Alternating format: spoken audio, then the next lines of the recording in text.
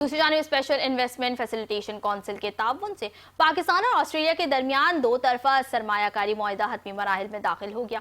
दोनों ममालिक ने नए सरमायाकारी फ्रेमवर्क को आखिरी शक्ल देने पर इत्तेफाक करते हुए मुज़ाकराती मुसव्वदे पर दस्तखत भी कर दिए। सरकारी ज़राए के मुताबिक SIFC की बेहतरीन सहूलतकारी और इस्लाहाती इक़दामात के बायस पाकिस्तान में गैर मुल्की सरमायाकारों का एतमाद मुसलसल बहाल हो रहा है। मुज़ाकरात में तवानाई, टेक्नोलॉजी और मादनियात के शोबों में सरमायाकारी बढ़ाने के लिए मौसर इक़दामात का भी जायजा लिया गया। मुआहिदे में पाकिस्तान और ऑस्ट्रेलिया ने तवीलुल मुद्दती इक़्तिसादी ताउन को मज़ीद फ़रोग़ देने के आज़म का इआदा किया है, जबकि दोनों ममालिक ने सरमायाकारी के लिए साज़गार माहौल बेहतर बनाने पर इत्तेफाक किया।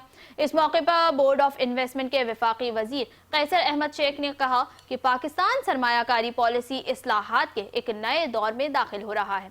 उनका कहना था कि हुकूमत आलमी मयार से हम आहंग जदीद सरमायाकारी माहौल फराहम करने के लिए पुरअज़्म है।